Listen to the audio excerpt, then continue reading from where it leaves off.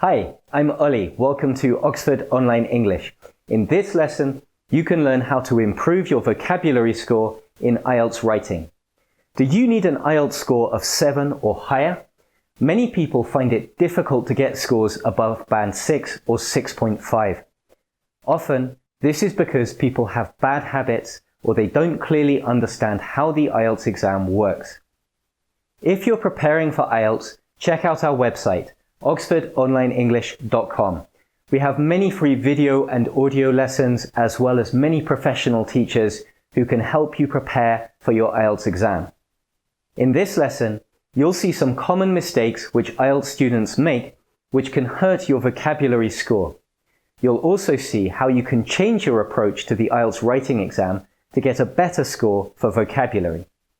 Before we start, I really recommend you read the official IELTS score scheme from the British Council and see what it says about vocabulary. There's a link underneath the video. There's a lot of confusion and bad advice about IELTS, but actually the score scheme is quite simple. Let's start with the most important point. There's one really big mistake which many IELTS students make with vocabulary. They put words before ideas. There are many videos and websites which promise to teach you 100 essential IELTS words or 300 words for band 8 or whatever. So maybe you watch these videos and you read these vocabulary lists and you try to learn them. Then you use the words and phrases in your IELTS writing. Sounds normal, right? What's the problem?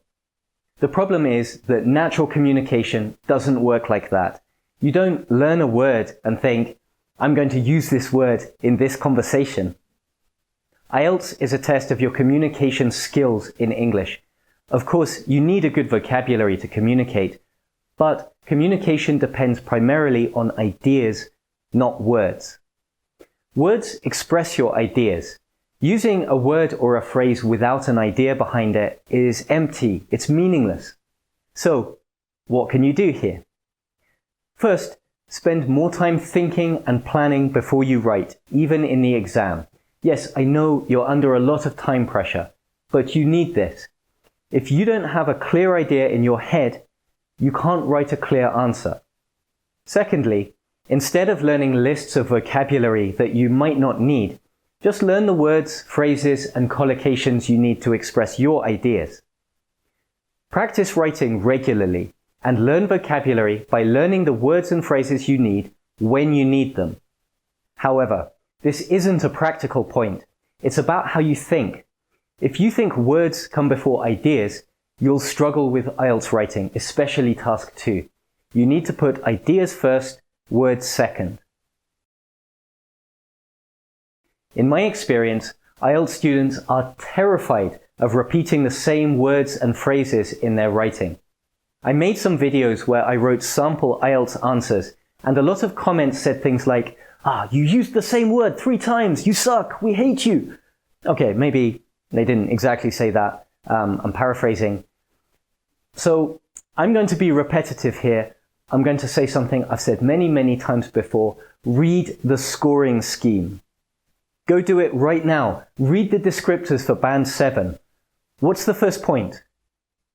You need to use vocabulary with flexibility and precision. Think about that word, precision. That means you use the right word in the right place to express your idea. Here's what a lot of students do when they write.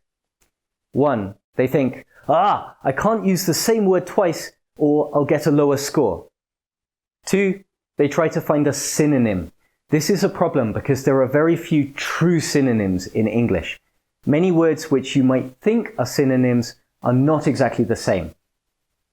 3. They use a word which is close to the right meaning, but not exactly right.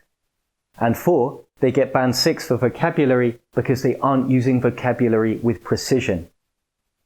I see this all the time when teaching IELTS writing. So what should you do? First, read the score scheme again. It doesn't even mention repetition in the vocabulary band descriptions, except for band 4. And I guarantee that 99.9% of you watching this video would not get band 4 for vocabulary. Next, if there's a key idea in the task, accept that you might need to refer to it several times.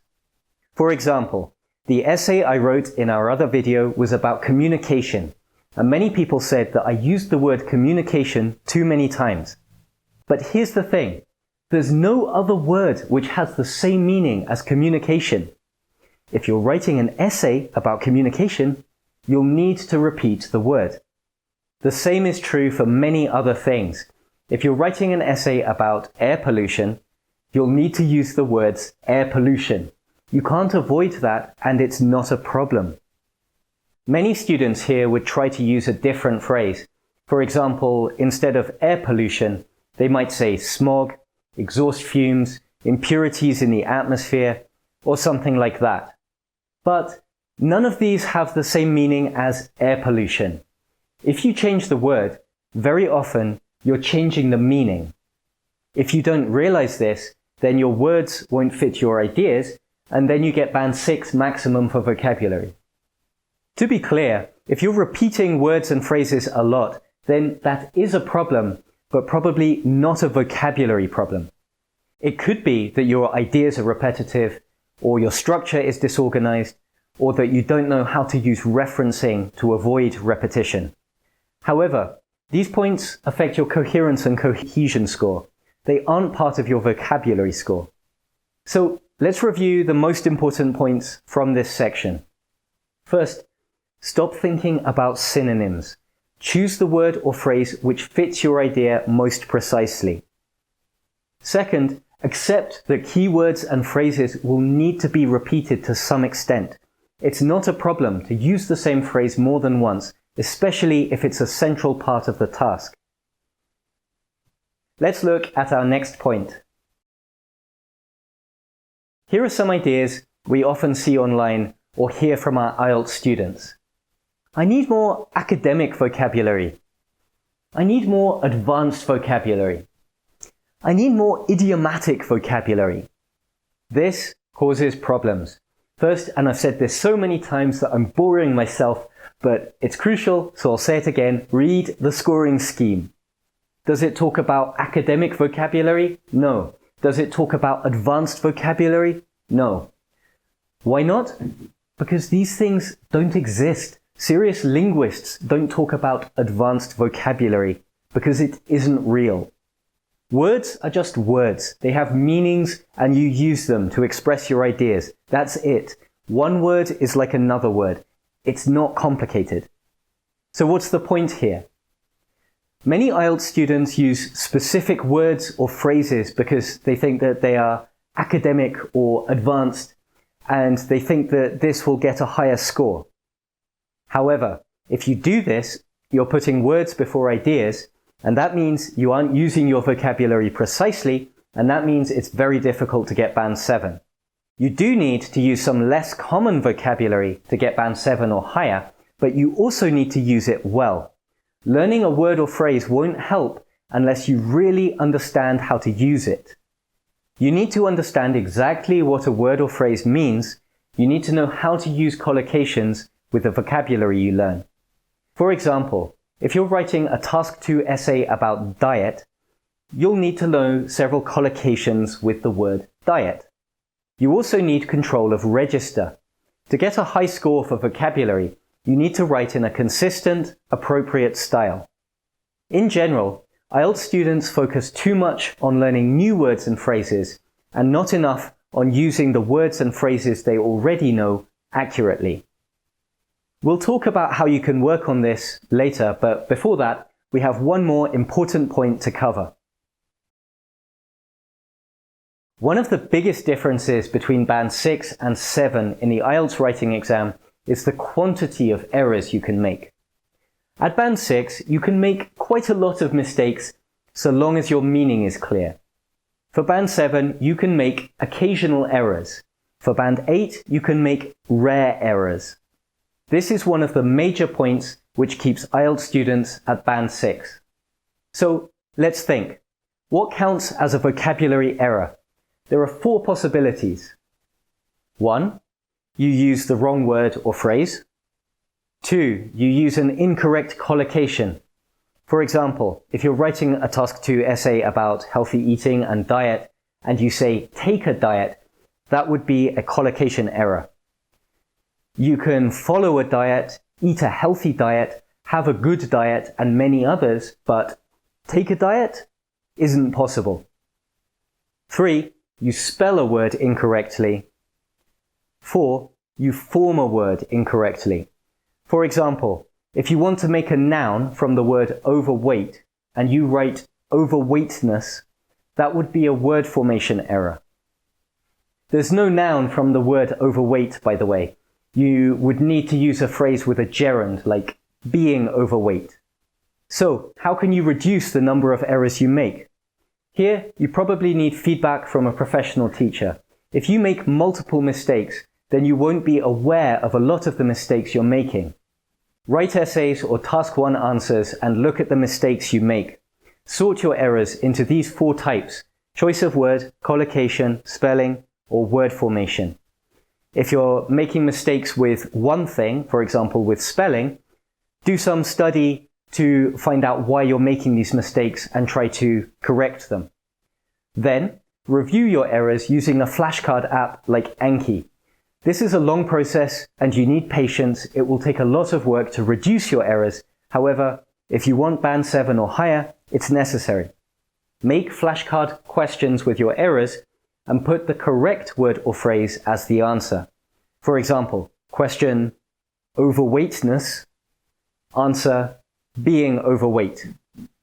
Even better, make flashcards with full sentences from your writing, like this. Question: overweightness is a major risk factor for many diseases, including cardiovascular disease and stroke. Answer: being overweight is a major risk factor for many diseases, including cardiovascular disease and stroke. Okay, now let's put all of this together and make a plan for you to improve your IELTS writing vocabulary score. Learning vocabulary for IELTS is just learning vocabulary. You need to do the same things you would do to improve your English vocabulary generally. That means 1. Read regularly and widely. Read as much as you can. Read things from different topics, written by different people, from different sources. 2. Learn vocabulary in phrases, collocations, and sentences. Learning a word in context is always more effective than trying to learn individual words. For the IELTS writing exam, you also need to write regularly. You need to write practice answers and, ideally, get feedback from a professional teacher. Finally, you need to track and review your vocabulary errors, as we said in the last section. There's one more important point about improving your vocabulary we haven't mentioned. You need time. You need lots of time. The average learner cannot change these things in a few weeks, and even in 2 to 3 months, you can't make a big difference. Don't waste your time learning lists of essential IELTS words or advanced IELTS vocabulary. You won't get a higher score by using a word or phrase that you memorized and don't know how to use. If you're around band 5.5 to 6.5 and you need a score of 7 or above, you need to do these things consistently over a long period of time to improve. You need to read, write, get feedback and review your errors, and you need to keep doing these things for months and months and months. That's how you get better. Anyway, good luck if you have an IELTS exam coming up soon, and thanks for watching.